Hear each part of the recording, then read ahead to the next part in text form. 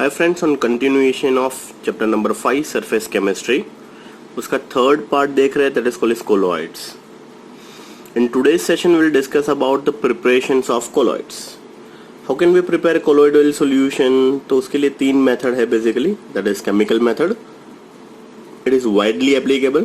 Generally बहुत सारे colloids इसी से बनाए जाते हैं. कुछ colloids आप prepare कर सकते हो peptidization से, and third you can prepare from the Briggs-Ergs process. So let's start one by one. First we start with this chemical process. In chemical process, colloid solution can be prepared by chemical reaction like oxidation, reduction, double decomposition, hydrolysis. So these are the some example. We start with AS2O3, arsenic oxide. मान लीजिए आपको arsenic sulphide का sol बनाना है. So arsenic oxide when treated with H2S, it's a double decomposition reaction. So AS2S3, that you get it as a product, that is colloidal solution, plus 3H2 is released. Next example, SO2 plus 2H2S. Once again in the presence of H2S, simple oxidation reactions takes place and we get purest form of sulfide colloidal solution, that is 3S plus 2H2O. Most important, gold sol can be prepared by reduction method. One marker question, how can we prepare a gold sol? So gold sol बनाने के लिए आपको start करना पड़ेगा gold का chloride, that is AuCl3 plus formaldehyde plus H2O. On reduction, you get purest form of gold sol and formic acid and HCl is released. Last, एक और example, FeCl3 plus H2O. On hydrolysis, we get FeOH thrice, ferric hydroxide के soul बन जाएंगे and HCl is released.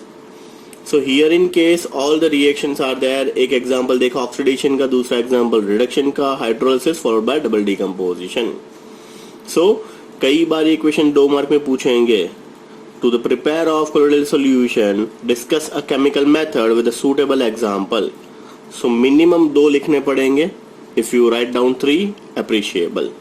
2 must 2 तो लिखने ही पड़ेंगे. Next process है, that is called peptization. Now what actually means by peptization?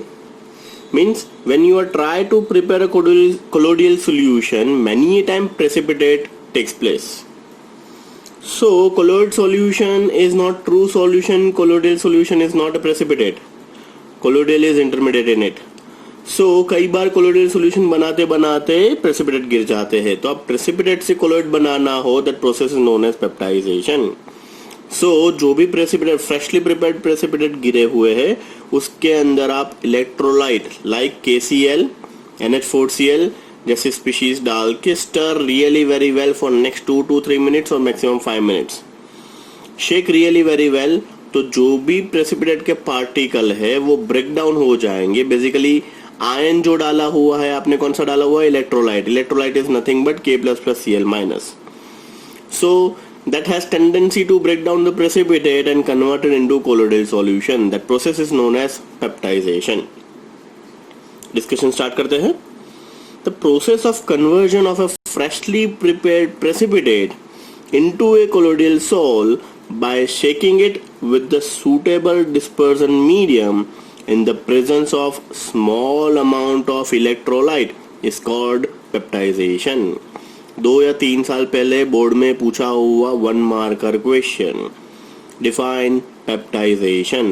Definition once again, the process of conversion of a freshly prepared precipitate into a colloidal sol by shaking it with the suitable dispersion medium in the presence of small amount of electrolyte is called peptization. The electrolyte add is called peptizing agent. जो भी electrolyte हम add कर ले, let's take example KCl, NH4Cl, NaCl, that is entitled as a peptizing agent. During peptization, the precipitate absorb on the ions of the electrolyte on its surface and form a positive or negative charge on it. Thus, the particle of precipitate break up into the smaller particle of the colloidal size. So this is all about your peptization, जो हमने discuss किया कि जो electrolyte आप add कर रहे हो वही इलेक्ट्रोलाइट के आसपास, आयंस के आसपास प्रेसिपिटेट ब्रेकडाउन हो जाएंगे and you get your colloidal solution. So short note में भी पूछ सकते हैं, write a short note on peptization 2 marks, या फिर 1 मार्कर क्वेश्चन भी बन सकता है, what actually means by peptization. Next, Bredig's arc process. Third one, electrical disintegration और Bredig's arc method. So figure shows everything, figure पे फोकस कीजिएगा. This is a glass beaker compresses with the colloidal solution, जिसका बनाना है उसका सॉल्यूशन इसके अंदर लेना है. Outer layer is filled with the ice bath. Here in case outer जो पूरा का पूरा बॉक्स है that is ice bath. 2 arc are there, 2 electrode are there, basically carbon या फिर platinum electrode are we are using, and then by means of copper wire through the battery and उसको start कर लीजिए. When you start or when you pass the electricity, ये जो solution है उसके अंदर एक्सोथर्मिसिटी होगा, and just because temperature rise ना हो जाए, sudden increase of temperature is converted into clear solution. हमें कोलोइडल सॉल्यूशन बनाना है. अगर टेम्परेचर बहुत ही ज्यादा हो गया तो वो ट्रू सॉल्यूशन में कन्वर्ट हो जाएगा. वो ना हो इसीलिए टेम्परेचर को मेंटेन करने के लिए बाहर आइस बाथ रखा हुआ है. So when you pass the electricity by means of electrical arc, solution gets some amount of hit, और वो हिटिंग की वजह से टेम्परेचर जो शूट अप हो जाएगा वो कंट्रोल करने के लिए बाहर आइस बाथ रखा हुआ है. सो कौन कौन से कोलोइडल सॉल्यूशन इसके अंदर बना सकते हैं? Most important 1 marker question, Ag, Au and Pt. So let's start Bredings's process. This method is used for the preparation of metal sole like 3 noble metal Ag, Au and Pt. The metal whose sole is to be prepared is taken into the form of 2 rods and it is kept in a suitable dispersion medium containing small amount of electrolyte. The whole arrangement is kept in an ice bath. When the high voltage is passed through the metal, the intense heat produce vaporize the metal, which then condense to form particle of the colloidal dimension. So this is all about your Bredings's process. तो यहाँ पे हमने 3 preparation check की. All the 3 preparation 2 marker में पूछ सकते हैं. First, chemical process और केमिकल मेथड, उसके अंदर हमने oxidation, reduction, double decomposition and hydrolysis पढ़ा. Next is peptization. Find freshly prepared precipitate के अंदर इलेक्ट्रोलाइट डाल के stir really very well, shake really very well and you get your colloidal solution is known as peptization. And last is in the presence of electrical arc, बाहर ice bath रख के colloidal solution बना सकते हैं. तो this is all about your 3 short note. Next topic start करते हैं, that is purification of colloids. How can we purify or how can we get the pure colloidal solution? Let's start with the purification of colloids. Preparations अभी हमने discussion किया. After preparing colloidal solution, next term is purification. हमें pure colloidal solution चाहिए तो कुछ treatment करनी पड़ेगी after preparation. The colloidal solution prepared contain excess amount of electrolyte and some other soluble impurities. अब ये सर पता नहीं चला क्यों ऐसा होगा. Let's take example, आप पेप्टाइजेशन से colloidal solution बना रहे हो. So पेप्टाइजेशन के अंदर आपने KCl या फिर NH4Cl डाला. So obviously कुछ KCl excess amount में रहेगा या फिर कुछ precipitate unbreak होने के बावजूद भी breakdown नहीं होंगे and as it is mother liquor में पड़े रहेंगे. So we don't want excess KCl, we don't want excess precipitate, we want purest form of colloids. So purification is important. Even though small amount of electrolyte is required for the stability of colloids, large amount may cause precipitation. The process of reducing the concentration of electrolyte and another impurity are known as purification of colloids. Some method are as follows. Fine. So थोड़ा सा भी electrolyte या फिर थोड़ा सा भी precipitate cause colloid solution को precipitate में कन्वर्ट कर देगा. We don't want trace amount of precipitate, we don't want trace amount of electrolyte into the colloidal solution. That's why purification is must needed. First is dialysis. In day-to-day life also you heard this word dialysis. Fine, many a time kidney work functioning करना बंद कर देता है. Kidney basically क्या करता है, one filtration process ही है. अगर वो वर्क फंक्शन बंद हो जाता है या फिर उसमें कुछ डिस्टरबेंस आता है, सो इम्प्योरिटीज सारी की सारी ब्लड में चली जाती है and you need blood dialysis. So यहाँ पे भी ऑलमोस्ट वही हो रहा है. Figure shows everything. Once again there is a bottle containing of colloidal solution. बाहर हमने salt solution water plus impurities बाहर जो रखा हुआ है, हमने प्योरेस्ट फॉर्म ऑफ वाटर रखा हुआ है, डिस्टिल्ड वाटर रखा हुआ है. जितना भी सोल है वो इसके अंदर फिलअप किया हुआ. एक्सेस अमाउंट ऑफ जो भी क्रिस्टल होंगे जैसे KCl, NH4Cl या NaCl, all are soluble in nature. जो लोअर बॉटम पार्ट है वो सेमी परमिएबल मेम्ब्रेन से बना हुआ है. Now what actually means by semi permeable membrane, chapter 2 osmosis में भी हमने पढ़ा था, रिवर्स ऑस्मोसिस वाले केस के अंदर. Here in case outer solution can go inside but inner larger colloidal particle can not come out. So जितने भी सॉल्ट है, जैसे जैसे पानी अंदर चला जाएगा, salt are dissolved in water. जैसे KCl is soluble, NH4Cl is soluble in water, तो वो पार्ट धीरे धीरे कम होके बाहर आ जाएगा. Means your colloid solution is free from electrolyte. Fine. So this is most important method, dialysis. It is the process of the removing dissolved substance from the colloidal solution by means of diffusion through a semi-permeable membrane. So lower part जो बना हुआ है वो किसका बना हुआ है, semi-permeable membrane का. Here the sole particle are taken into the parchment or cellophane bag. This is parchment or cellophane bag, that is basically SPM, semi-permeable membrane. It is suspended in a running stream of water. It is suspended on running stream of water. The impurities are diffused through the membrane and the sole particle are left behind. So सारी की सारी impurity running water के अंदर चली जाएगी and purest form of colloids उसके अंदर बच जाएंगे. These particles are then suspended in a suitable dispersion medium so as to get a colloidal dispersion. The speed of the dialysis can be increased by using the hot water instead of cold water. आप सभी को पता है solubility hot water के अंदर ज़्यादा होगी, तो instead of cold water की जगह पे अगर हम इसकी efficiency और बढ़ानी है या फिर speed बढ़ानी है टाइमिंग का, basically dialysis will take approximately 6 to 8 hours. अगर ये 6 से 8 घंटे का टाइम कम करना है, अगर आप हॉट वाटर ले लोगे तो 3 से 4 घंटे में ये खत्म हो जाएगा.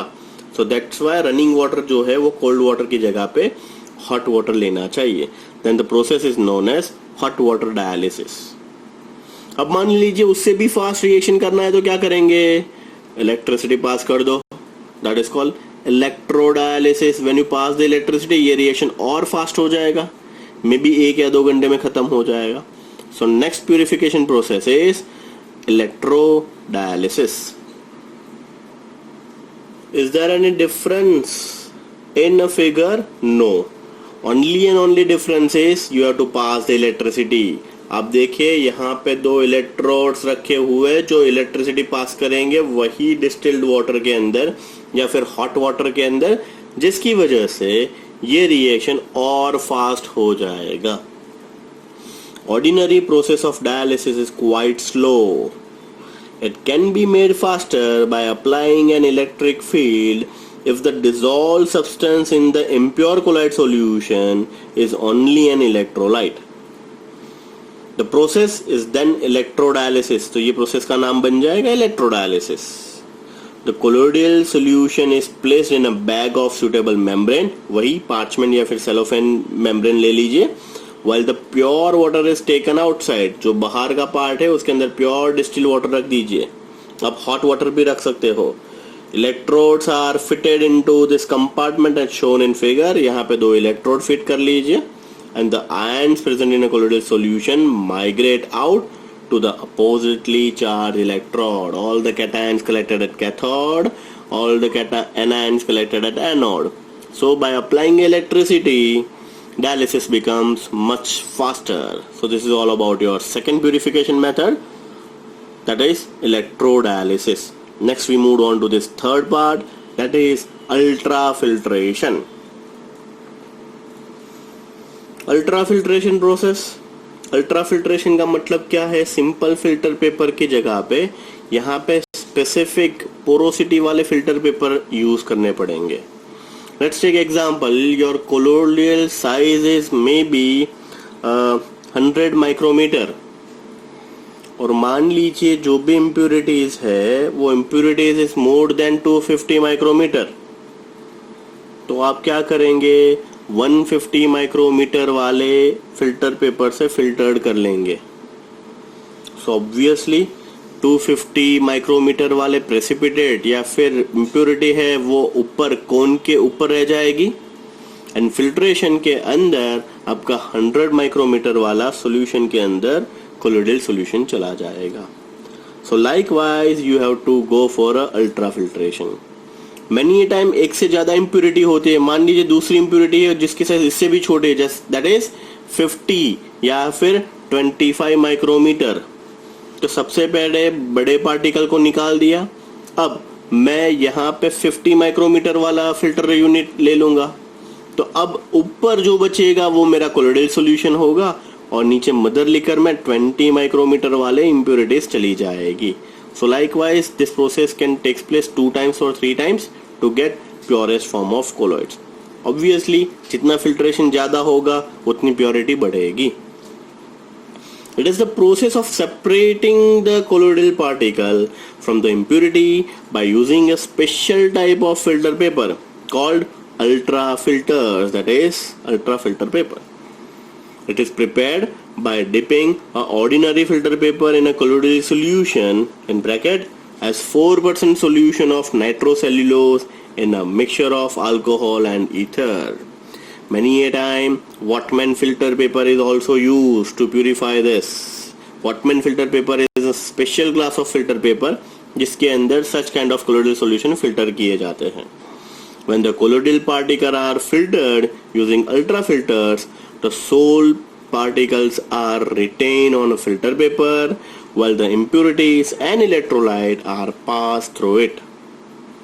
When the sole particles are suspended in a suitable dispersion medium, we got the colloidal solution. So this is called ultrafiltration process.